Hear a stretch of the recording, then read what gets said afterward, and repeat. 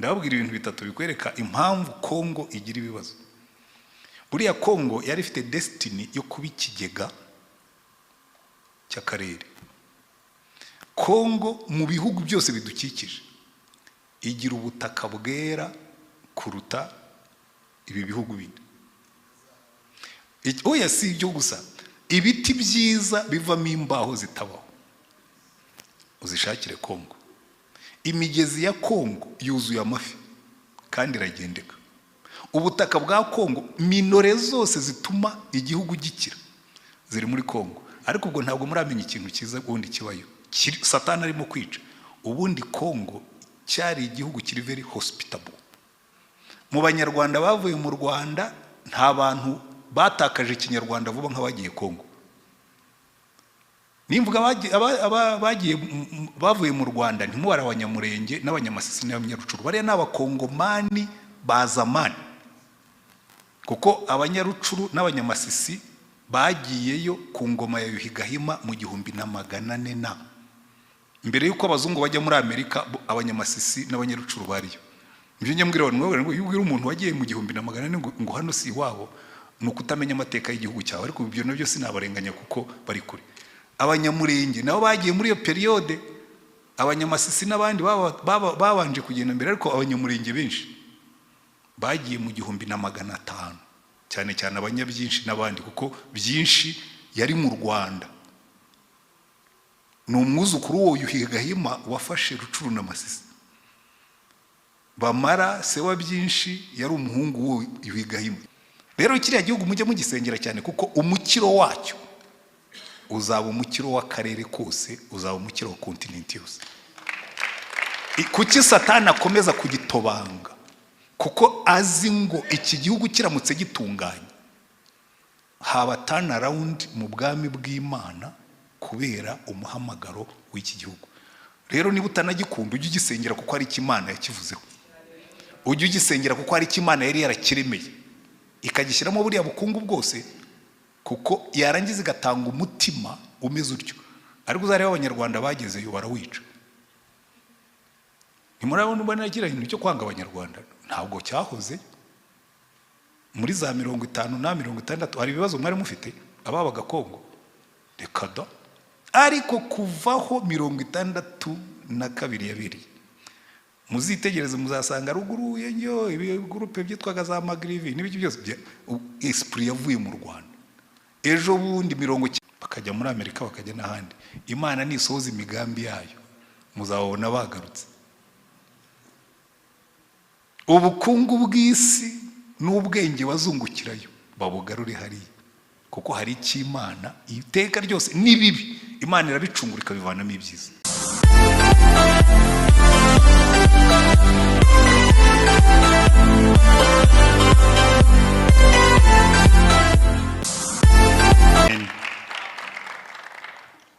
Mwiriwe mwese. Arakoze Bishop. Ntabwo burya bijya byoroha rimwe na rimwe kumvira iby'Imana yakubwiye, ariko buriya bundi abantu babaye inanga, ariko mwe mwari mukiri batoya. Ntabwo ari umuntu abivuze gutya abantu bashobora kuba atari rwose pastor ko asuzuguye Bishop avuga ko yari mutoya, ariko yari mutoya. Ndibuka kera muri za 1996 na 5 na 7 mu ntambara y'abacengezi, hari igihe twajyaga dukora bene ayo masengesho y'ubuharamagara kandi Imana ikayaha umugisha. Ndibuka muri 1998 Imana yagize kutubwira ngo nimuzamuke mujye gusengera mu Ruhengeri, kandi icyo gihe intambara yari imeze nabi. Noneho mbwira abantu twari kujyana turabanza dusengera intangaha, dufata imodoka tugenda turi abantu 5. Turagenda tugeze mu Gakenke, imodoka yari turi inyuma barayirasa kubita igikompora, imodoka irashye. Bahambwe ati urabona ubu noneho twebwe baraturasira imbere, reka dukate dusubira i Kigali. Nawe kugira ngo ndaswe nabi, bamaze kurasi turi inyuma nsubiraho bayirasiye. Jewe ndaraswa nabi imbere, Yesu nataturinda turaswe n'abari imbere, ariko sindaswa nsubira inyuma.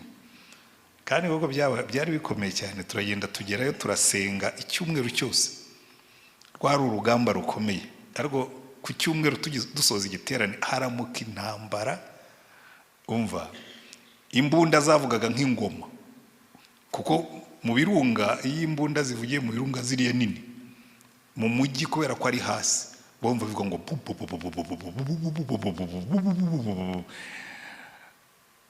nta kundi twari kubigenza ubwo igiterane twagikoreye kuri stade n'ubundi niho abantu bari hanyuma ngeze hagati ndimo kwigisha Imana irambwira ngo vuga ko uyu mwaka iyi ntambara nyishyizeho iherezo.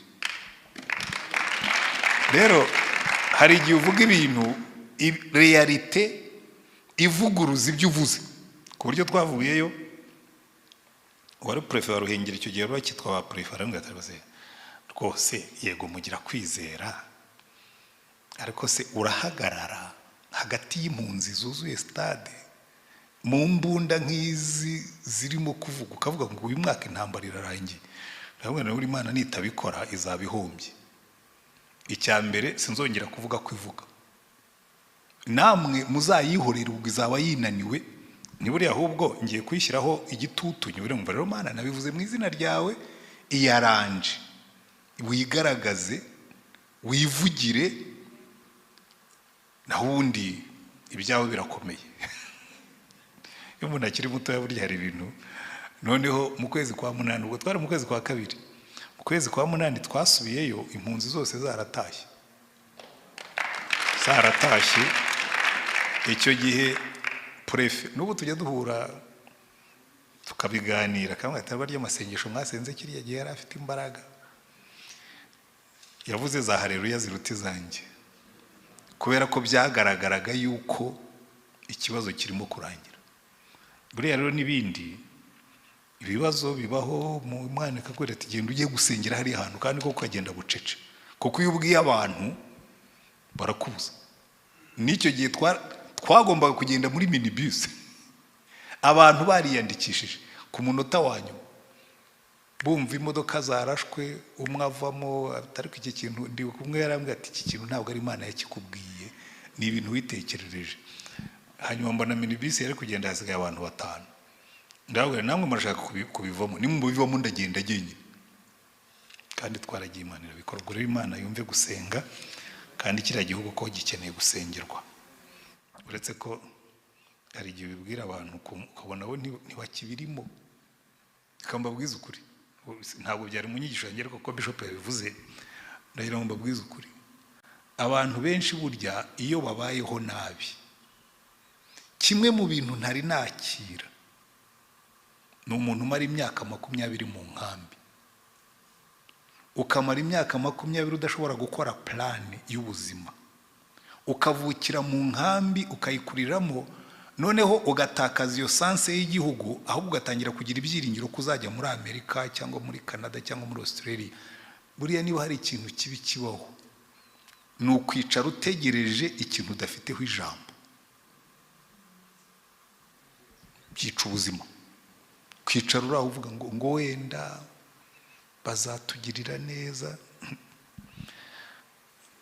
Nigeze kubibwira abantu turi mu giterane Nairobi ariko wowe buriya ntabwo hari ibintu utazi tabana ibyo gusubira iriya babivuyemo ariko burya gakondo ni gakondo ni gakondo kugira ahantu hitwa iwanyu hariyo nabasogokuru njya ngenda mu mahanga ariko iyo ngarutse mu Rwanda mba numva hari ikindi kintu kiri special. Iyo nsubiye ku musozi wacu mu cyaro hari ikintu kikujyamo kubera ko ngira ngo kubera ko ariho umukondo wawe baba barawuhambye hari ikintu kimeze nko kunywana n'ubutaka ukajya wumva hari ahantu hitwa iwanyu. Ariko ibyo ngibyo abenshi hariho n'abenshi bavukiye n'ahangaha ubwo hano habaye iwanyu ariko hariho n'abandi bakicaye bafite ibyiringiro yuko bazajya muri Amerika ku buryo niyo babwiye ngo dusengere Kongo yumva rwose ntakiri iwabo bakuyeyo umutima banibagirwa ko basizeyo abavandimwe n'abandi. Ariko muri cyo tujye dusengera ibihugu niyo mwanjye yewe nta iwacu naha ariko nsengera ibihugu kubera ko biri mu by'Imana yadutegetse musengera amahanga. Ubu rero iri joro rikananye mba assignment iri joro rwose uze kwigora wongere uzamurijwe imbere y'Imana uvuge ngo Mana gira icyo ukora kuri Kongo, cyane cyane ko noneho yibasiye u Rwanda. Hariho n'abantu bumva ahubwo bavuga ati ariko yagize vuba, nkabona banditse nkabona aba bantu bambe n'abana ntibigeze babona intambara. Intambara burya niyo wayitsinda isiga kwangirije. Umuntu umwe yaravuze ngo hagorwa malheureux et le pays, hagorwa igihugu gifite intwari nyinshi. Ko burya kugira ngo ube intwari warapfushije abantu. Nta ntwari itarapfushije abantu ibaho, kuko nta ntambara itica abantu, ntimukayifuza. Niyo mvu umuntu avuga ati gihe nzarasa Kigali nzagira gute, ntimugavuge ngo nabigerageze se. Jewe ndavuga ngo ya Mana turinde ibyo ngibyo, ibyo twatakaje birahagije, nta bindi dufite byo kwangiza. Abana batigeze babona intambara bifuza intambara, birya n'ubwana. Ko niyo wayirwana ukayitsinda wapfushije abantu, watakaje n'igihe, watakaje n'ibintu. So mureke dusengere kiriya gihugu kugira ngo gitungane, kuko aho guturana n'umuturanyi urwaye waturana n'umuturanyi muzima, kuko ni nayo mahirwe yacu. By the way, reka maze babwira ikintu kimwe, ko twasengeye ibi bihugu, buri gihugu burya kigira destiny. Imana irema ibihugu, na Paulo yarabivuze ngo Imana yaremye amahanga iyagenera igihe cyayo.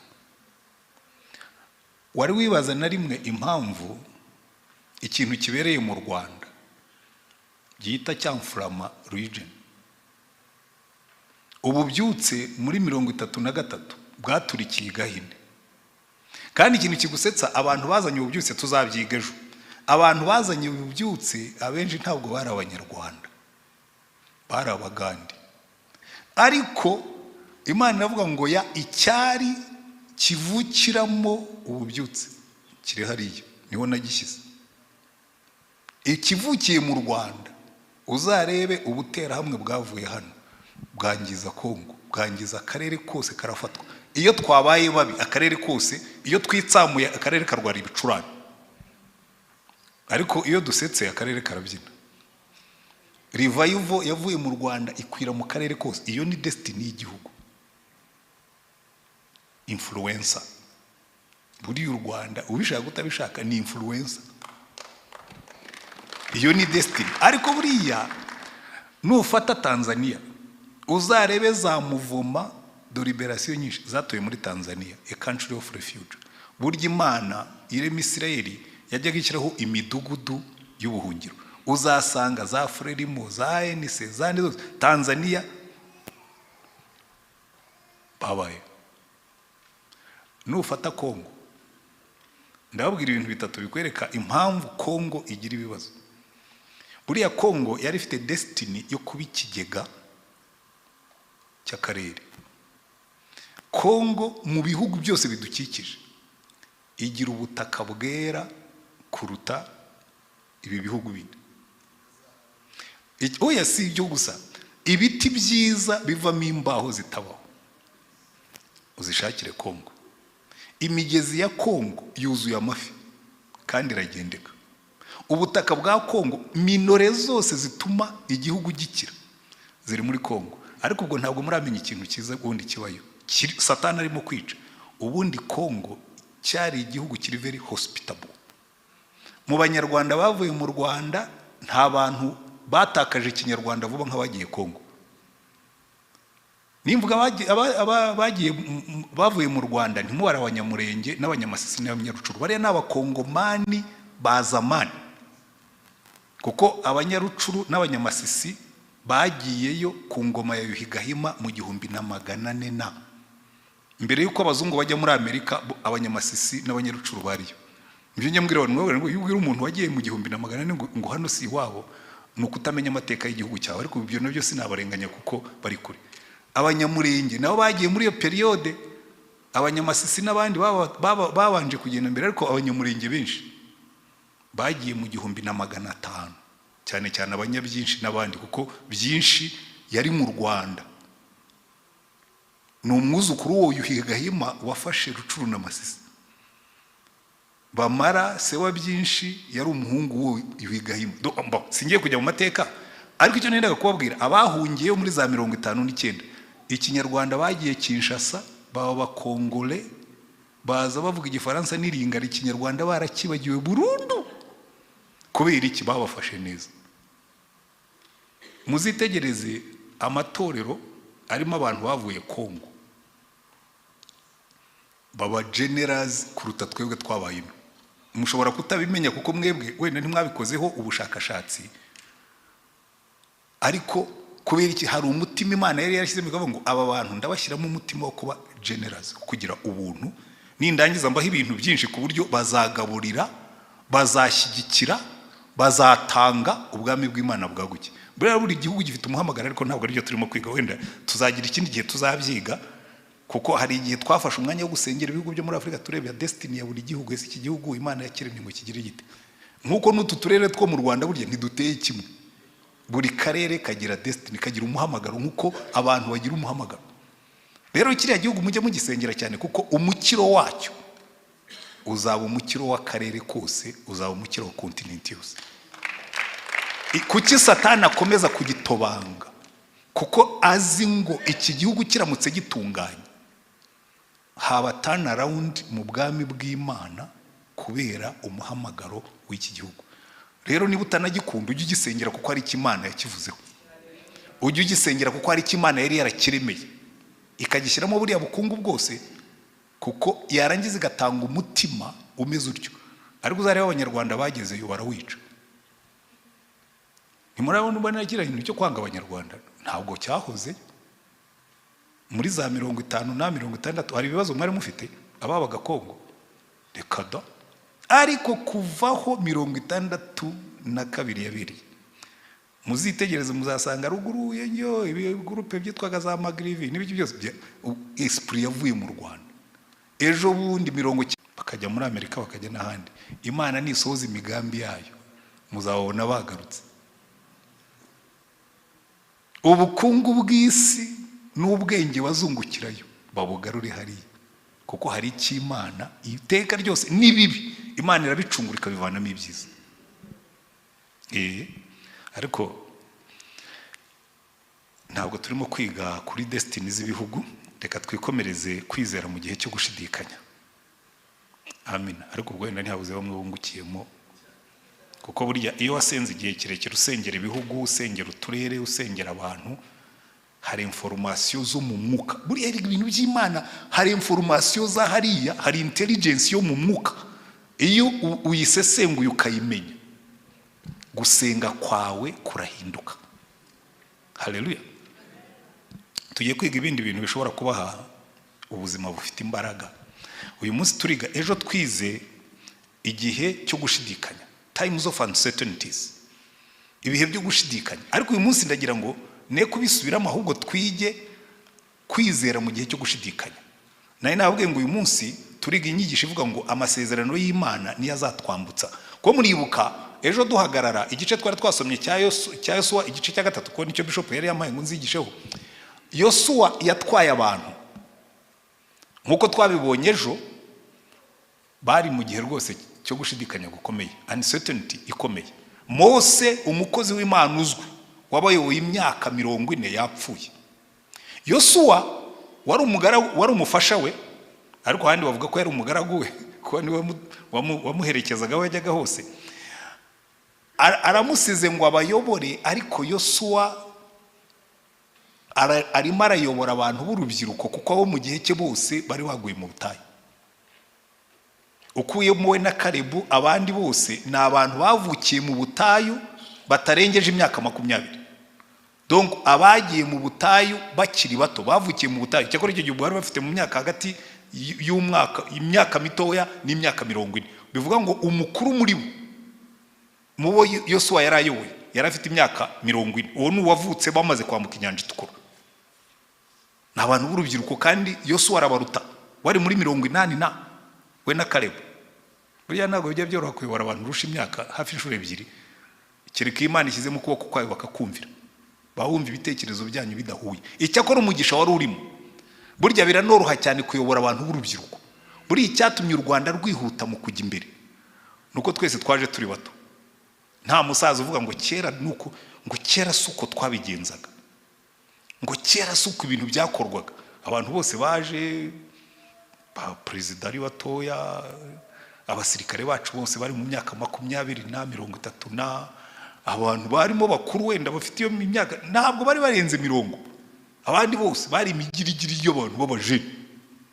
Igihugu kirihuta kuko burya abantu ari batoya n'ibyo abandi batinya bo barabikora. Buriya byagize umumaro. By the way, n'ikintu gituma u Rwanda rukomeza kwihuta, buriya president wacu afite ikintu giye mushimira cyane. Uzariwe no muri guverinoma ntabwo yigeze afata akamenyero ko kurekeramo abantu bagasaziramo, gasanga abasaza basigaye basinzirira muri cabinet inama zatera n'ukabona abasaza barimo barasinzira. Uzariwe abantu benshi barimo nabaje. Here no kuri wa PM buriya ugomba kuba ari mu myaka 40 na kumanura. Kira ngo abantu barengeje 50 bashobora kuba batarenze 2 cyangwa 3. Biriya bituma igihugu gikomeza kikihuta. Nta mumeya nzu ungana nanjye. Turere cyo tuyoborwa n'abantu bato 40 maximum hafi aho kuri 50, ariko sinzi ko warurengeje 50 uba muri mu bameya. Ba executive b'imirenge bo sinzi ko wari ufite 40. Icyo rero gigwa majorité y'abantu bari dynamique batekereza ko n'ibintu byose nibidahinduka bishobora guhinduka. Iki rero cyari avantage kuri Yosuwa, ariko sicyo cyatumye bagira imbaraga. Yosuwa ajya kuyobora bari abantu nkundi ikintu Imana yabanje kumukorera. Buriya iteka ryose iyo ugiye kuyobora Imana ikabanzika kugenderera ubu ufite imbaraga. Ahubwo niba byashobokaga ngo ibi mbigisha uyu munsi buri kintu cyose umuntu azajya gukora ajya abanza yicarane n'Imana yibwire ngo iki kintu ngiye gukora Mana mbwira icyo kivugaho. Ngewe ibyo mbabwira mifitiye gihamya, mifitiye ibimenyetso, ariko ubundi no muri kamere yanjye nge nkunda gutekereza ku bintu. Maze gukizwa rero ikintu cya mbere nahero nabwo Imana nawe Mana ubu nafashe icyemezo cyo gukizwa, ariko ndagusaba ikintu kimwe. Umpa amabanga, umpa ama principe, kuko ngewe ubuzima bwanjye bugendera kuri principe. Nyiri n'umupagani ubuzima bwanjye bwagenderaga kuri principe. Nagiraga ama principe ngenderaho kandi abantu tugendana bakaba bayazi. Ahubwo ngewe mwabyeri iyo numvise itangiye kunjya mu mutwe nsuka ikirahure nkacyuzuza nkarekera aho ngaho. Nta muntu wigeze mbona nasinze. N'ibyaha nakoraga abantu bo barokore bajya kubaza muri Antoine uzajya mu muriro, ahubwo ninjya mu muriro ndabarahiye nzajya nta regret mfite. Kubera iki? Numvaga nzaba smart nyine nkakwepa ntarawujyamo. Ariko nkabwo nigewe ibyaha nkora mbikora nabitekereje. N'ibyaha nakoraga nabanzaga nkabitekereza nkagenda nabiplaninze nkabwo nti uyu ni umunsi w'ibyaha. Kwara abantu bakora ibyaha mu kajagari. N'ibyaha ugomba kubikora muri gahunda. Jewe nari bene uwo nguwo kora ibyaha no muri gahunda. Ngewe maze gukizwa abantu benshi baravuze ngo wewe wakijwe iki? Uzi ko umunyabyaha w'inyangamugayo. Bene uwo muntu umeze gutyo avamo umunyabyaha mubi w'inyangamugayo, kuko ibintu byose aba yabitekereje akabara consequence byose akabitegura agashyira ku murongo, akaba umunyabyaha w'intagondwa. Ariko maze gukizwa mwira Imana nyigisha. Unyigishe ko icyo gihe utuntu twinshi buriya twinshi ushobora kubabwira. Ndaza no kugenda mbikoraho reference nigisha. Nkabwira Imana nari umwarimu bo bari banyohereje muri secondaire, nkabwira Imana nyigisha umuntu abate umwarimu w'umurokore ku buryo wamenya ko umurokore w'umwarimu atandukana n'umwarimu utari umurokore. Donc nakwigisha mu ishuri abana bakamenya gutandukanya ngo uyu mwarimu twigisha ni umurokore.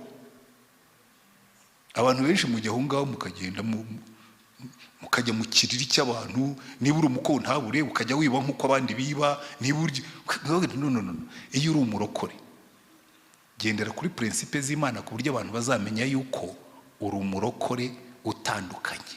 Uri umuntu ubwo uri umurokore utandukanye n'umupagani. Ikintu cyinshi ibintu by'Imana tugira uburokore bwo mu rusengero, hanze tukaba nk'abandi bose. Njya gushaka kubaka urugo, namaze igihe mbwira Imana mvana uzandinde, mpora mbivuga abantu bose barabizi iki cyo nyisubiramo kenshi uzandinde umugore mubi. Hari ubwoko butatu bw'abagore n'uno munsi nshaje ntabwo nabashobora. Umugore ugira amahane, abwira Imana uzandinde umugore uvuga cyane Mana, undinde umugore ugira amahane, undinde umugore unywa inzoga agasinda, undinde umugore usambana. Abo bagore batatu ntabwo nari kubashobora. Imana iranyerera ndabwira ngo ariko ko numva wibanda ku mugore ko ntarumva wiyibandaho. Ubundi wowe wibwira ko uri umugabo kandi numvaga ndi gitangaza. Wowe wibwira ko uri umugabo, wari wigera umbaza umugabo according to me ukwamera? Buriya byabatangaza abagabo benshi n'abasenga ni abagabo according to the culture, ariko asabaga according to God. Ku buryo naricaye nkora ubushakashatsi finaroma maze kuba mukuru mvuga ni noneho ndabona ubu niyo nabyandika nta wantera amabuye. Nanditsemo igitabo cyitwa Umugabo mu mugambi w'Imana, kuko buriya hari amahame y'Imana agenga ibintu byose. Uyu munsi rero ndagira ngo twige ihame ry'imbaraga mu buzima mu gihe cyane certainty, mu gihe cyo gushidikanya. Turi kwizera, buriya kwizera abantu barakuvuga, ariko ntabwo abantu benshi baricara ngo bumve imbaraga zo kwizera mu buzima bw'umuntu. Ndagira ngo dutangirire kuri Yosuwa igice cya mbere, hanyuma tuze kujya inyuma, kuko hano imbaraga za Yosuwa zitangirira mu by'Imana yamubwiye mu gice cya mbere. Ibintu byose mu buzima bwawe, ikizaha imbaraga ubuzima bwawe ni Imana yakuvuzeho, ni Imana yakubwiye. Kuko abantu benshi babaho ubuzima bashaka ko abahanuzi babavugaho, ngo umuhanuzi yambwiye. Reka nkubwire, ibyo umuhanuzi azakubwira hari ubwo bizaba atari Imana yabikuvuzeho. We yarebye ashaka kukugira inama, ariko yumva kuko ari umuhanuzi inama ze azitiranya n'ijambo ry'Imana. Ariko iyo wicaranye n'Imana ukitonda ugategereza, Imana ikagira ijambo ikubibamo, iryo jambo uzarikandagireho, urigurukireho, ugende ujye uvuga ngo hari ikintu Imana yambwiye kandi nararyiyumviye, yarabimbwiye, ndaza kubera kuko bikora. Yosuwa agiye kuyobora Isirayeli, igitabo cya Yosuwa nicyo gitabo kitangirira ku kintu bijya bita ikinanda kimenyesha urupfu. Hari ikintu cy'ikinanga bajyaga bavuza kuri radio Rwanda kera, cyavuga ngo ngo umuryango wa kanaka ubabajwe no kumenyesha abanaba yuko runaka yapfuye. Igitabo cya Yosuwa gitangirwa na obituary, ni ukuvuga ngo gitangirwa n'itangazo ry'urupfu. Ubwo Mose umugaragu w'Uwiteka yaramaze gupfa, Uwiteka abwira Yosuwa mwene Nuni umufasha wa Mose ati umugaragu wanjye Mose yarapfuye, none ubuhaguruka wambukane n'aba bantu bose ruriya ruzi rwa Yorodani, mujye mu gihugu mbahaye mwebwe ab'Isirayeli, aho muzakandagira hose ndahabahaye nkuko nabwiye Mose. Iryo ni ijambo. Uhereye ku mutayu no kuri uriya musozi Lebanon ukageza ku ruzi runini rwitwa Ufurate, igihugu cyose cy'Abaheti, no kugeza ku nyanja nini y'Iburengerazuba, nirwo rugabano rwanyu. Nta muntu n'umwe warinda kuguhagarara imbere iminsi yose yo kubaho kwawe. Iryo ni isezerano. Nkuko nabanaga na Mose niko nzabana nawe. Iryo ni isezerano. Sinzagusiga kandi sinzaguhana. Iryo ni isezerano. Komera. Iyo umaze kumva ayo magambo ngo noneho ubwo wabyumvise mbikubwiye, komera ushikame, kuko uzatuma aba bantu bazungura igihugu narahiye ko nzaha basekuruza babo. Icyakora ukomere ushikame cyane kugira ngo witondere amategeko yose umugaragu wanjye Mose yategetse. Aha niho secret iherereye, conditionnel, condition. Ariko icyakora ukomere ushikame kugira ngo witondere amategeko yose umugaragu wanjye Mose yagutegetse. Ntuzayatesha uciye iburyo cyangwa ibumoso, kugira ngo bashishwe byose aho uzajya hose. Iri ni ryo banga ry'ubuzima bugira imbaraga. Uriya njya mbabara, muri no minsi hari ingisho zadutse, nabonye abanyabuntu rimwe na rimwe baranandakarira, kandi nge simbanga, kuko nanjye I believe in grace. Ubuntu bw'Imana iyo ubusobanukiwe, ndaza kubigarukaho. Iyo usobanukiwe ubuntu bw'Imana, nakunze iriya ndirimbo mwatangireho, ni indirimbo ikubwira ngo nishimiye ko data wa twese yandikishije iby'urukundo rwe Imana yavuze byose nta kiruta iki ko Yesu ankunda nishimiye ko Yesu ankunda arankunda koko arankunda nishimiye ko Yesu ankunda nubwo ntakwiriye. Iyo ni grace. Nanjye ndabyemera. Ntabwo Yesu yankunze kuko ndi umuhanga, ntabwo Yesu yankunze kuko ndi mwiza, ntabwo Yesu yankunze kuko numvira. It's by grace. Ariko urwo rukundo yankunze aragaruka agahindukira akavuga ngo warebaga iriya uri umunyabyaha, hindukira ubwo warebye hano uba umwana w'Imana, kandi iyi nzira nkwereka ntuzayitesha iburyo cyangwa ibumoso. Umuntu agaza kubwira ngo ujye wikorera ibyaha ngo byararihiriwe. No, byararihiriwe ngo tubivemo, ntabwo byarihiriwe ngo tubisubiremo.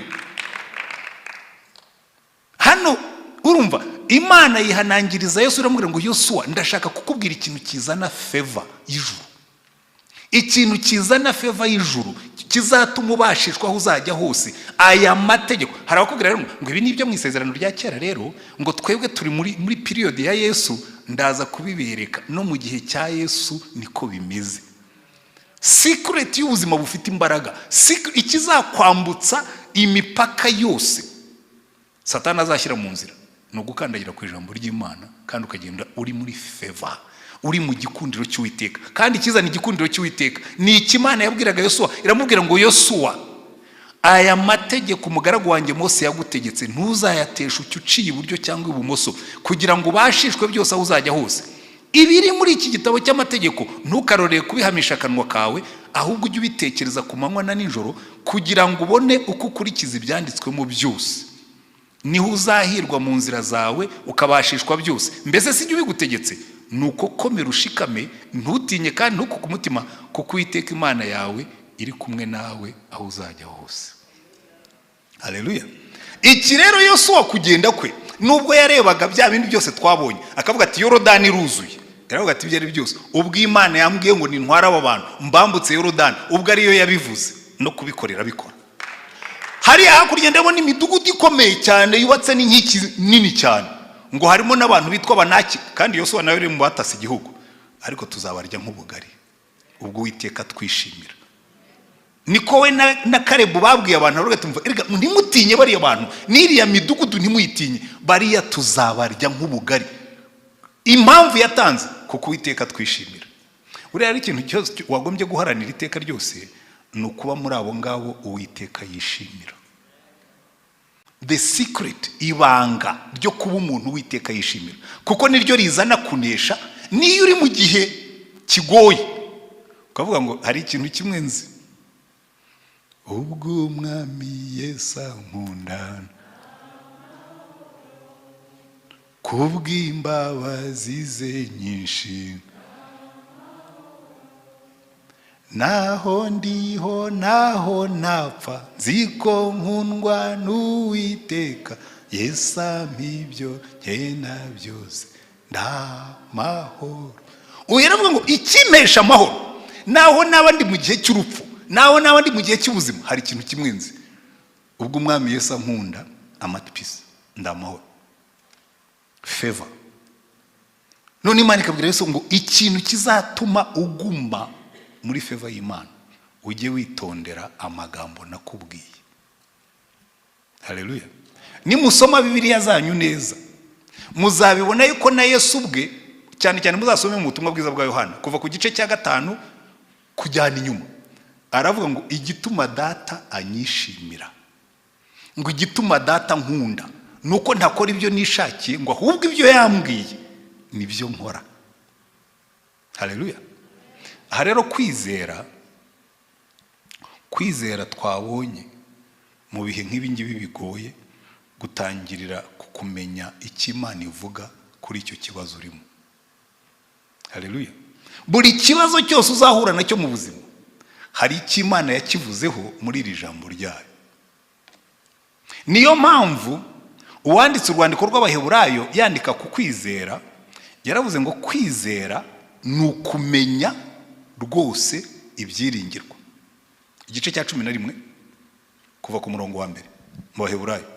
Kwizera ni ukumenya, bivuga mu yandi magambo ngo kwizera kubakira ku byo tuzi ariko si ibibonetse byose. Kwizera ni ukumenya rwose ibyiringirwa ntushidikanye ko bizaba, ukavuga ngo ubwo Imana yabivuze no kubikora izabikora. Haleluya. Hari ijambo marayika yavuze, aravuga ngo nta jambo Uwiteka Imana yaremwe n'ijambo ry'Imana. Imana ikavuga ibiri mu isi bikabaho. Nicyo cyatumye ibiboneka bitaremwa mu bigaragara. Iri jambo warihinduraho gatoya, ni nk'uwavuga ngo nicyo cyatumye ibi byose biboneka, ntabwo byaremwe mu bifatika bigaragara, ahubwo byaremwe n'ijambo biva mu busa. Bikubwira ngo ushobora kwicara ahantu imbere yawe hari ubusa, none Imana ikakubwira ati nyamara ahantu hari ubusa buriya mu kwizera hari urusengero nkuru nguru. Haleluya. Kuko buriya ntabwo nzi ukuntu nabibasobanurira, Imana iragufata ukicara ahantu ikakubwira ati urabona amazi ari hano, uti ko ntayo mbona. Torahari, toya ntayo mbona. Ikakubwira ngo andika ko hano hari amazu. Ibi mbabwira njya kuyobora mu Giporoso mu 2011 nibwo nagiyeyo. Ubundi ngira akamenyero, ariko uyu mwaka sinzi niba nzabikora kubera yuko nta kintu mfite noneho nyobora, ndi mu kiruhuko cy'izabukuru. Ariko nzasenga kugira ngo menye icyo nzikoresha muri iyo myaka. Noneho ndagenda ndicara ndimo gusenga. Ubundi buri mwaka kuva ku itariki ya mbere kugeza ku itariki ya 7 nararaga mu rusengero. Nkaza hano kuri alitari imbere, nkazana ishuka, imisego yo yabaga ihari yo dupfukamaho iyo turimo gukora imirimo itandukanye, nkamara icyumweru mu rusengero. Nkicara nkabaza Imana, ariko ubundi uyu mwaka iri torero urashaka ko ndijyana? Noneho umunsi umwe bigejeje mu masaha 9 kugira ngo ne gukomeza gusinzira, ndahaguruka njya gutembera nk'uwajya hariya mu kibuga. Ngendagendamo, hari ubuntu bw'ubuzu bw'ubujagari bwari buhari, ngendagendamo. Hanyuma imvana imbwira ngo urabona amazi ari hano? Ni ndabona utudukuru dore ngo ya ntabwo ari ayamvuga, ngo urabona amazi ari hano. Ndavuga nti Imana igomba kubirimo kumbwira ngo aha hari amazu. Ndagenda nsubira mu cyumba nasengeragamo nshushanya amazu. Ndangije amasengesho mbwira umwenjeniyeri, ndavuga nti nshushaniriza amazu hano ameze gutya. Arayashushanya, nasize yose ahari. Kuko kwizera ni ukumenya ngo ibidahari birahari iyo Imana yakubwiye ko bihari. Haleluya. Ariko ikibazo tujya tugira abenshi, ntabwo tumara igihe gihagije imbere y'Imana twe nayo ngo igeze ahantu ikubwira ngo urimo urabona biriya bintu imbere yawe, uti ko ntabyo mbona. Oya, urimo urabibona. Ukageza ahantu noneho kwizera guhinduka realite muri wowe, kandi ukaba ushobora kuvuga ngo ndimo gusenga ibi ni by'Imana yambwiye. By the way, yewe nako nayoboraga paruwasi, nabazaga Imana ukuyemo n'ibyo ngibyo by'amazu n'urusengero n'ibindi byose, ariko n'indi mirimo twakora. Nkicara nkabaza Imana n'ibitabo tuziga uwo mwaka n'amateme tuzagenderaho, nkabyandika mu ikaye, narangiza nkabitondeka, narangiza nkabikuramo porogaramu, narangiza nkabishyiraho budget, narangiza nkabwira Imana, Imana tuzakenera amafaranga angana gutya kugira ngo ibintu bikoreke. Ikayama niyo yari yarabinyigishije. Kuko nyitangira kuyobora byarananiye. Hari abantu bibwira ngo uyu muntu ngo afite diplome, ngo warize, ngo yewe, ahubwo ikintu diplome igutera kwiheba. Kabona ufite doktora, urimo urayobora ibintu abantu ntibakumva, abantu bakabivamo. Kabuta afite aro diplome yanjye ndayifite, nshobora kugenda nkitunga. Ntabwo nshobora kubabwira inshuro na demission. Mu mirimo yose nakoze nibura nagize inshuro imwe nashatse ku demission. Mari gambira kuri murajyaye. Nta uzajya ikabwira ngo icara hamwe nkubwire ibyo ukora. Numara kubikoramo porogaramu unsaba amafaranga. Imana yigeze kumbaza ikibazo. Nkunze kubyigisha abapastori n'abandi, nkabwe ni buriya ntuzahangayike Imana yakubwiye ikintu. Mose yayoboye abayisirayeli abakuye muri Egiputa, nta mirima barigendaga mu butayu, nta mirima, nta business. Akibaza rero se aba bantu mana bazatungwa n'iki? Mana yabwira ngo that's not your business, we bwira abantu bagende. Babyutse mu gitondo babona ibintu bya manu byaguye, yarabwira ngo mujye mutoragura ingana niyo buri wese ashobora kurya. Undi munsi baramubwira ati twebwe turambiwe ibi biryo rwose bya manu turashaka akanyama. Imana yamubwira ngo genda ubambwirire ngo mwiyeze ejo nzabaha inyama. Mose aravuga ati ariko Mana none uranshigije, uzabaha inyama se n'inka dufite hariya unashyizeho n'intama n'ihene niyo twabibaga nta nubwo umuntu yabona intongo y'akanyama. Yamubwira ngo ukuboko kwanjye gufite miski,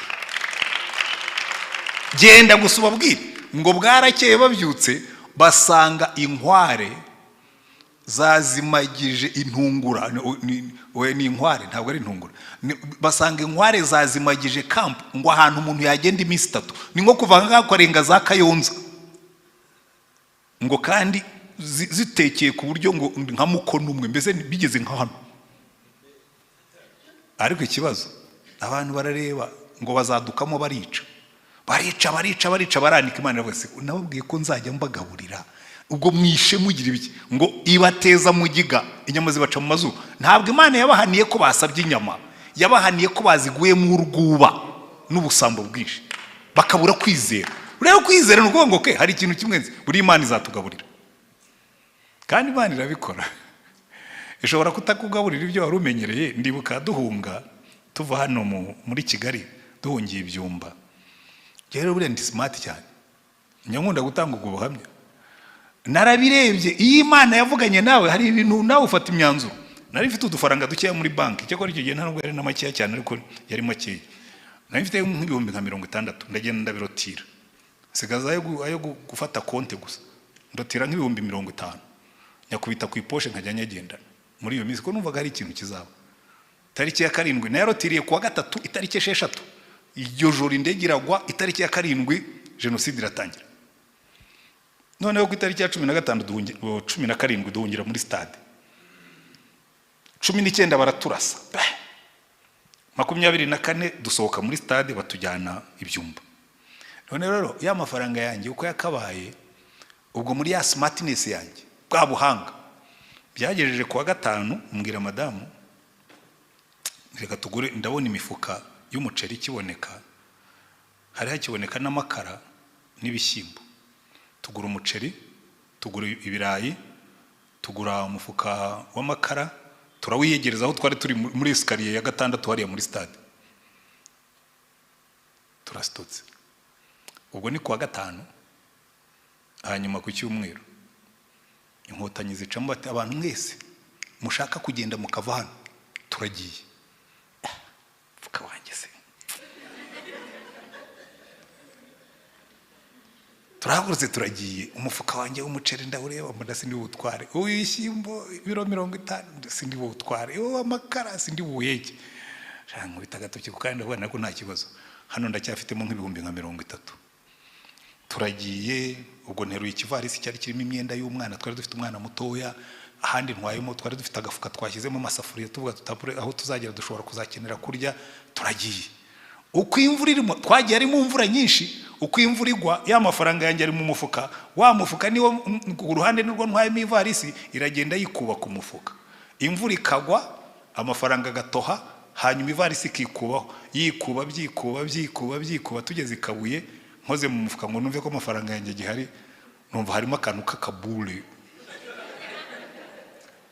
nkakuyemo ndakareba ndavuga ni amafaranga yanjye, ndagafata ndakanaga ndavuga ni umukiranutsi azabeshwaho no kwizera. Ndacyari hano ntabwo inzara yatwishe, Uwiteka yaradutunze. Ariko ije rero kubabwira buriya hari igihe kwizera nukwicara. Ndibuka icyo gihe nicaye ku kirundo cy'amabuye mbwira Imana ko Imana ubu ngubu ko watubwiye ngo ntuzadusiga, ubu naha hantu muri uyu mwijima, muri iyi mibu, muri uyu muntu kurahari. Numva ijwi ry'Imana rimanutse mu magambo yo muri Yesaya avuga ngo niyo waca mu muriro ntuzashya, nuca no mu mazi ntazakurengera, nuca no mu mugezi ntuzagutembana kuko ndi hamwe nawe. Ndavuga nti naha nawe Imana yakubwiye mu gihe nk'icyo urimo gusenga, jya urikandagiraho urigendereho, numugera no mu mazi urikandagire uvuge ngo hari ikintu Imana yavuze. Haleluya. Kuko kwizera nukumenya neza ibyiringirwa. Mu yandi magambo nukumenya neza iby'Imana yakubwiye, hanyuma ntushidikanye ko bizaba. Kuko uncertainty hari igihe ugera ahantu ukavuga rwose ibi bintu Imana yambwiye kuko izabikora. Ibi bintu koko Imana buriya biriya Imana ibi koko izabikora. Ariko ukajya ubwira umutima wawe ngo umutima wanjye uturize muri jyewe ubwo Imana yabimbwiye, niyo byatinda. Imana yabwiye Habakuki ngo ibyo nakubwiye ubyandike, niyo byatinda ntibizahera. Haleluya. Niyo byatinda ntibizahera. Kwizera no kumenya ibyiringirwa, udashidikanya ko bizaba, ukamenya ko ibyo ubonesha amaso byose byaremwe n'ijambo ry'Imana, kandi bariya bose Imana itangaho ingero nk'ibitangaza ngo nuko bari bagufite. Haleluya. Ahandi Paulo yandikira Abaroma mu gice cya 10 umurongo wa 17 aravuga ngo kwizera guheshwa no kumva, ngo kumva kukazanwa n'ijambo rya Kristo. So hari ikintu Imana yakubwiye ukagikandagiraho ukagenda. Reka mbaho ingero nkeya z'abatubanjirije ukuntu bagiye babigenderaho. Umugaragu w'Imana Mose muzamwitegereze, Imana kugira ngo imwereke yuko imbaraga zayo zidakorera mu mbaraga z'abantu. Ubwa mbere akiri umusore yashatse gukura Isirayeli mu bubata akoresheje ukuboko kwe. Yari yarize ubwenge bwose bwo muri Egiputa ngo agira imbaraga mu magambo no mu bikorwa. Bivuga ngo yarazi gukoresha ubwenge ariko akamenya no gukoresha n'amaboko. Abona umunyegiputa arimo gukubita umuyisirayeli aravuga ati boyisha, abaramwisha aramutaba. Aje asanga abayisirayeli barimo bararwana, aravuga ati abantu bazajya babakubita nimurangiza namwe mu Rwanda. Aravuga ati urashaka nanjye kunyica nko kwesha kwa munyegiputa ngo biramenyekana. Mose we yashakaga gukora ibintu akoresheje ibigaragara, ariko igihe Imana yagiye kumutuma yaje imbaraga Mose zaramushizemo. Ngiye mfite 65 we yari afite 85. Amaze imyaka 40 bwa bwenge bwarasi byaragira intama. Iyo uragira intama nta biba byararangiye. Uragira inka ukajya utekereza nkazo. Naraziragiye ibyo. Ari njye negereza ibintu twakoraga turi abashumba b'inka, buriya twabaga dufite ubwenge bwo kagenda mukajya mwiriba mwambaye ubusa. Rumwe intellectuel biga muri university ukamanuka mwiriba byose babitaye hejuru, ukagenda ukajya mwiriba kwimereye gutyo nyine nkuko wavuye mu nda ya mama. Agasubiza amazi mugategera ngo ntitwara utugoryi n'ibindi. Imyaka 40 aragiye intama, imyaka 40 aragiye intama zitarize, imyaka 40 aba mu butayu. Iby'ubu prince n'iki bimushiramo, asigara ari umushumba w'intama. None Imana irazira avuga ngo keho noneho uri qualified nshobora kugukoresha. Nta mbaraga zawe uri bushingireho, nta n'inkota n'ubuhanga bwo kurwanisha inkota ntabwo ugifite, nta n'imbaraga zabyo ugifite. Imana iramubwira ngo twari iyo nkoni. Ndanga gutinda cyane muri iyo nkuru ko icyo nshaka kwereka sicyo. Twari iyo nkoni niyo uzakoresha. Niki cyazanye imbaraga kuri Mose? Ntabwo ari iriya nkoni. Inkoni Mose yayikoreshaga gusa kugira ngo ibe symbolic, ibe nk'igishushanyo, kuko iki Imana yamutegekaga gukora buri ikintu cyakoraga ibitangaza muri Egiputa si inkoni ya Mose, ni ijambo. Imana yaramubwiraga ngo tunga iyo nkoni mu kirere, yayitunga mu kirere bigakoreka. Icyakoraga igitangaza si inkoni, ni ijambo. Mose yakandagiraga ku ijambo Imana imubwiye, agakora iki Imana imubwiye, ibitangaza bigakoreka. Niyo mpamvu Yesu yavuze ngo ibyo data yanyeretse gukora nibyo nkora.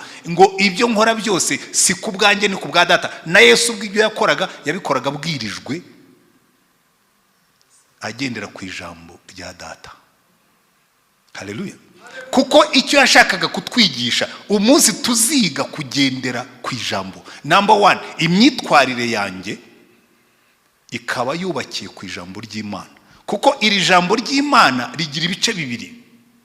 Iyo ryanditse hano muri Bibiliya ni logos, ni ijambo ry'ubwenge ryanditse rifatika. ariko nubwo bimeze bityo iyo ndifashe nkaryiga rimpa boundaries, rimpa imipaka ntagomba kurenga, noneho iyo mipaka ntarenga igatuma ngira igikundiro ku Mana.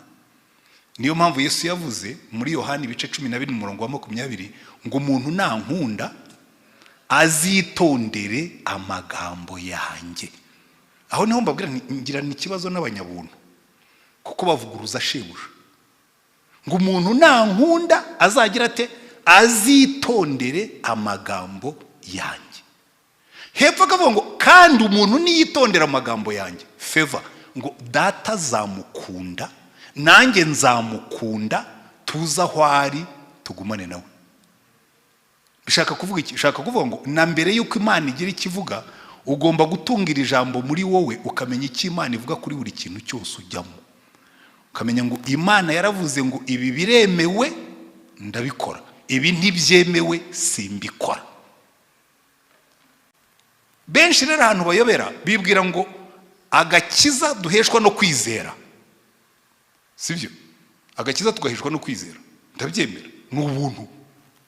Ariko ako gakiza duheshwa no kwizera karahindukira kakangira umwana w'Imana, noneho favor y'Imana ikangumaho kuko ngenda nkuko Imana yavuze.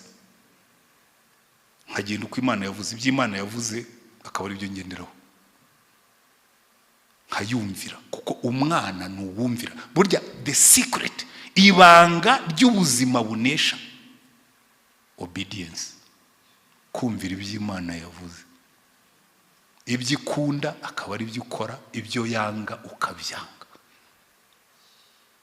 Mose icyo yakoraga cyose tegaga amatwi. Imana yavuga ati tunga inkoni ku ijuru, akatunga inkoni ku ijuru, umwijima ukaza. Kubita Nili, yakubita Nili gahinduka amaraso. Uko Imana yabivuze niko byakorekaga. Haleluya. Ntabwo ari maji, nta maji yari muri iriya nkoni. Iriya nkoni gusa yari yo gufasha Mose ngo imwibutse yuko iyi niyo ntwara afite, ariko ubundi cyahinduye ubuzima bwa Isirayeli ni ijambo Imana yamubwiraga. Mose yari umuyobozi utega amatwi ijambo, na Yesu azavuga ngo jewe ibyo numvise data ntegeka gukora nibyo nkora. Muze gusubiramo musome inshuro agaruka muri ayo magambo muri Yohana kuva kuri 5 kugeza ku 8, abisubiramo inshuro nyinshi kavuga ngo igituma data nkunda nuko nkora ibyo ashaka. Ntabwo ari uko nigendera uko nshatse. Dufite freedom ariko ntiduha uburenganzira bwo kwikorera ibyo dushatse. Je mfite freedom iyo ndimo kugenda uko data ashaka. Ubundi mushatse mwabyumva. Kiwe ndi umwana w'Imana ngira freedom muri limit, muri boundaries. Ni nko kugenda mu muhanda. Iyo ndi mu muhanda ndi muri lane yanjye mba mfite freedom yo kugenda. Icyapa cyambwiye ngo hano ni muri 60, mfite uburenganzira bwo kugenda nageza kuri 60 nkagabanya kugira ngo kamera itamfata, ariko mfite freedom muri marge z'amategeko. Muranyumva neza? Ntabwo freedom inyemerera kuva muri lane y'iburyo ngo nje gutwara ibumoso ngo nuko mfite umudendezo. Mfite umudendezo uri mitwa n'amategeko, kandi iyo mpagaze muri ayo mategeko umudendezo wanjye ugenda neza kuko ntumbangamira, simbangamira n'abandi. No mu mategeko y'Imana niko bikora. Niyo mpamvu Imana yabwiraga Yosuwa ngo aya mategeko Mose yabahaye ntimuzayatesha iburyo cyangwa ibumoso. Iyi modoka uyitware hahandi baciye umurongo w'iburyo, ntuzarenge ngo ujye kugenda ku murongo w'abanyamaguru, ariko ntuzanarenge wo hagati ngo ujye ku murongo w'izindi modoka. Nugenda muri ubwo buryo ntawe uzaguha ikarita, nta tike bazaguha kuko uragendera mu mategeko, ariko ufite freedom muri ayo mategeko.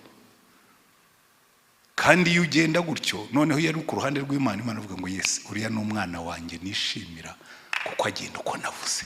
Haleluya. Niyo mpamvu rero ngira ikibazo cyabo banyabuntu. Niba harimo barimo hano ntituze kwangana, kuko no kwangana nabyo ari no mategeko arabitubuza. Iyo umuntu akubwiye ukuri ukarakara nabyo Imana irabikubuza. Iragobera ngo wagiye ugatekereza ukareba n'ibyo wakubwira atari byo. Ko je nigisha ijambo ry'Imana, ntabwo ari irya runaka. Hari abantu kubwira ngo hari umuntu ngo umuprofeseri ngo umuhanga, umuprofeseri w'umuhanga ntasimbura Yesu. Arabantu abateologiye bazanye, nari ndimo kujya impaka n'umuntu ejo bundi ambwira ngo ibintu ngo by'impano byo hari teori ngo ya cessationism. ngo impano z'umwuka ngo zarangirira nyiri ndavuga ntigiye ibyo nemera. Farawo turi inyuma n'imbere hari inyanja. Imana ngo ati Mose kuki untakira? Bwira abantu bagire bate bakomeze bagenda. Iryo jambo ryonyine barikandagiyeho bageze ku mazi inyanja iribwiriza irababisa kuko Imana yavuze bo barumvira. Haleluya.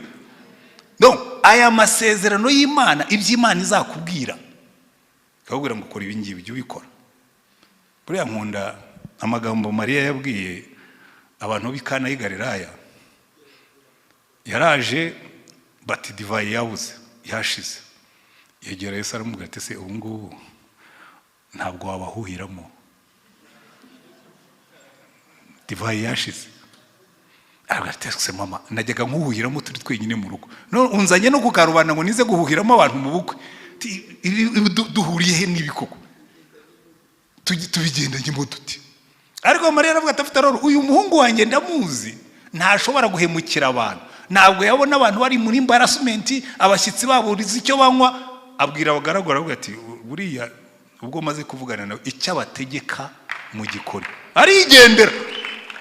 Noneho Yesu kugira ngo bagerageze kwizera mu bihe byo gushidikanya arababwira ati okay sawa biriya si ibindi by'amazi bati mugende mudahe mushyire umukwe mukuru. Bayadashye baratubwira ngo badaha amazi, bayadashya ari amazi, bayadashya ari amazi, bayatwara ari amazi, ariko kubera kumvira bayahereje umukwe mukuru. Hagati yo gusogongera, hagati yo kwakira igicuma no gusogongera, icyari amazi gihinduka divayi. Kubera iki? Igitangaza cyakozwe na obedience, kumvira icyo umwami yavuze. Haleluya. Muzitegereze muri Bibiliya ibintu byose by'ibitangaza bikoreka hejuru yo kumvira. Reka mbahe izindi ngero 3 hanyuma dusoze. Petero aricaye ni expert wo kuroba amafi. Baraye barobana bagenzi be muri Luka 5 bafasha ubusa cyangwa bafasha udufi duke. Batangira koza inshundura zabo bagiye gutaha. Yesu barahageze n'abantu ibihumbi bamuherekeje bamushagaye. Aramubwira ati Pete wantiza buriya bwato bwawe nkigira nkitarura abantu kugira ngo mbigishe. Ati ko twe turimo koza inshundura se ngaho ati nsunikiraho gatoya. Arabusunika bwigira hirya. Yesu arabwiriza arangije aramubwira ati mvara mubwire Petero nta muntu ujya unkorera utahamara amasa. Fata izo nshundura zawe na bagenzi bawe musubire mu bwato mwongere murobe. Aramureba tumvara tukubwire mwigisha uri expert mu by'ijambo ariko nanjye ndi expert mu by'amafi. Aho iwanyu wavukiye wanafashaga so kubaza, jewe nafashaga data kuroba. So iby'amazi ubyihorere, twaraye turoba ntacyo twafashe, nta muntu ujya ufata ifi kumanywa kuko ziba zireba inshundura iyo zinaze mu mazi. Ariko ubwo ari wowe ubivuze. Baturage mwese muri hano mutaza kuvuga ngo nakagoryi karoba kumanywa, uyu mugabo ni ubivuze, reka mwumvire. Aragiye naze inshundura ngo zuzura amafi zenda gucika. Baraza mugeze uranda ngo turabizi mvi ruhande kuko ndi umunyabyaha nashidikanije. Haleluya. Kuko kumvira niko gukora ibitangaza. Undi munsi Petero abona Yesu aje agenda ku mazi mu muraba. Baraye barwana n'umuraba bigeze mu rukerera, babona Yesu aje agenda baravuga turiya ni umuzimu. Arabwira atoya ntabwo ari umuzimu ni jewe. Aravuga ati mwami niba ari wowe mbwira nanjye nzi. Burya Petero ndamwemera cyane nubwo yageraga gushidikanya. Ati buruzi impamvu yagiye baravuga ati ibyo byose ndabizi, naba ari umuzimu I prefer guhurira nawe mu mazi aho kwasanga mu bwato. Yesu aravuga ati ngaho ngwino. Akubise ikirenge ku mazi yumva amazi arakomeye, ateye intambwe yumva amazi arakomeye, ateye indi yumva amazi arakomeye. Ariko Satani arazavuga ati Petero Simoni mwene Yona ni wowe urimo kugenda ku mazi?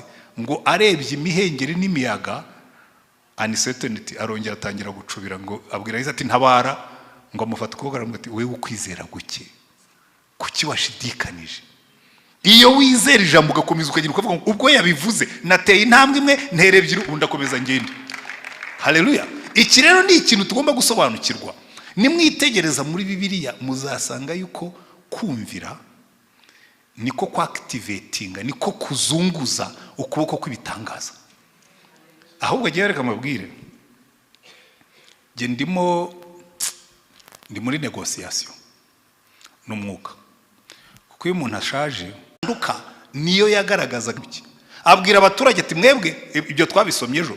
ati mwebwe musigare inyuma ho nka kilometero mikono 2,000 musigare inyuma distance mutaza kwegera mukagira ubwoba cyangwa mukamenya iby'Imana irimo gukora simbizi sinzi impamvu ariko buriya barayubaga cyane hanyuma mukurikire ya distance mutaza kubona abatambyi bahinda umushitsi kuko rega nawo bagomba kuba ari bahinda umushitsi kuko ngo Yorodani yari yuzuye baragenda bahetse isanduka y'Uwiteka icyubahiro cy'Uwiteka kibari ku rutugu bageze kuri Yorodani bakandagijeho ikirenge ngo amazi aribwiriza arazamuka yizingira kuri Adamu ngo ayaraye repfo aramanuka ajya mu nyanja ya Araba abaturage bambuka no ntabwo bambukiye mu byondo mu bikurikire neza ngo bambutse humutse ntabwo gusa Yorodani yacitsemo kabiri ahubwo yarumye haleluya ariko yumijwe n'iki nuko abatambyi bakandagiye uko Imana yababwiye bakandagiye mu mazi amazi acikamo kabiri obedience kumvira ijambo kugendera ku isezerano kuko ibi byose byari byubakiye ku kintu Imana yabwiye Yosuwa iramubwira ngo Yosuwa uko nabanaga na Mose niko nzabana nawe uko wabonye inyanja itukura icikamo kabiri niko na Yorodani iri bucikemo kabiri kubwo kumvira reka mukubwire mwene data niwe warigeze kugendana n'Imana cya gitangaza yakoze kirya gihe n'ubu ngo bizongera ikora igisa nacyo niyo wagira muri circumstances zitandukanye Imana yakoze bya bindi Imana yakukije bwa burwayi Imana yaguhaye amafaranga Imana yaguhaye babana Imana yakoze bya bindi nibi nabyo zabikora niyo mpamvu Imana yabwiye Yosuwa aramubwira ngo Yosuwa jewe ndi Imana y'amateka uko nagendaga na Mose uko nagendanaga na Mose iyo ni history niko nzagendana nawe in the future Imana yabari abatubanjirije bose niyo mpamvu batubwiye ngo abatubanjirije icyatumye bemerwa bari bafite kwizera haleluya niba byankundiraga ngo mubyumve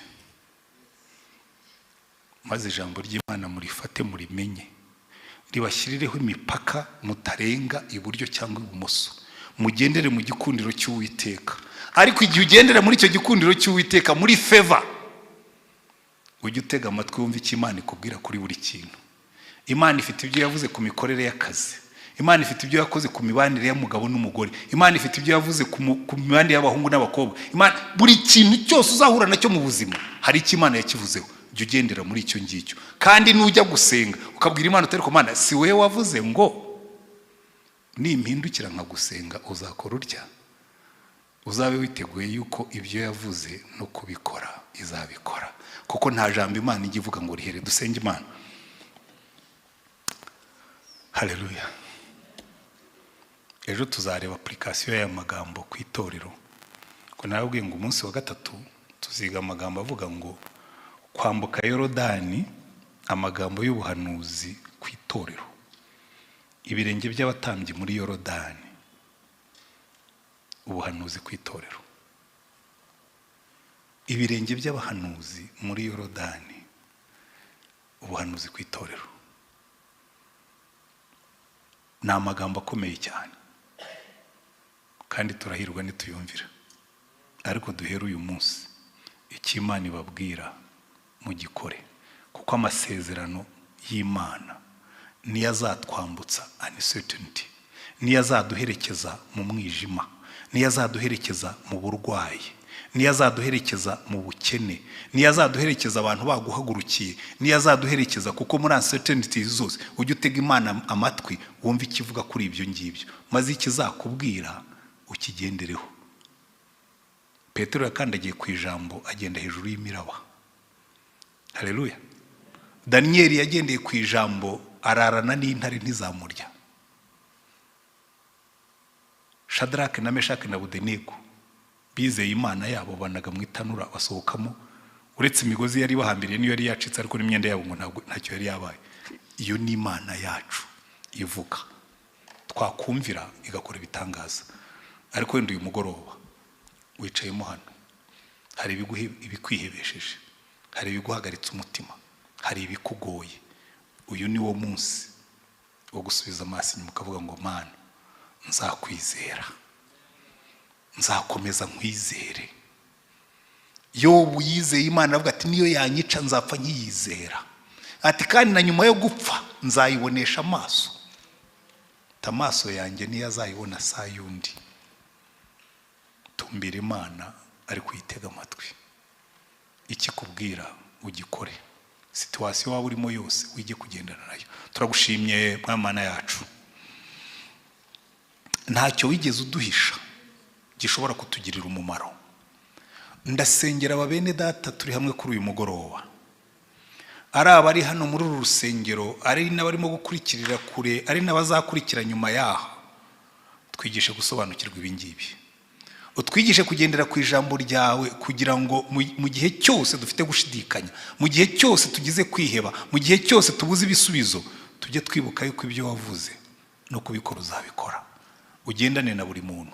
Uwaba yicayemo hano afite ibimugoye, afite ibimunaniye, yibuka ijambo ryawe rivuga ngo yemwe abarushye n'abaremerewe nimuze mu nsange ndabaruhura. Uwaba yicaye hano ari mu gihe cy'ubukene bumugoye, yibuka ijambo ryawe wavuze ngo umukiranutsi ngo ntazigera arekwa, kandi n'umwana we ntazigera asabiriza ibyo kurya. Mana, ndasengera buri muntu wese muri situation yaba arimo yose, umwibutse ibyo wavuze, umwibutse kuruta ibindi byose, umwibutse kumukunda, kuko kwizera kwacu kubakira ku ijambo ryawe. Kandi Mwami Yesu, ibyo byose wabisinyishije amaraso yawe. Uravuga ngo nimunyitegereze mu ndebe muri uburyo mbakunda. Umugaragu wa Paulo abivuga neza, aravuga ngo iyo itarimanye umwana wayo ku bwacu niki tazaduhana hamwe nawe. Udufashe kubyumva, ariko kurutaho udufashe kubyumvira no kubigenderamo. Uhabwe icyubahiro, ubu bwoko bwawe bwose ubuhe umugisha. Mu izina rya Mwami wacu Yesu Kristo. Amen.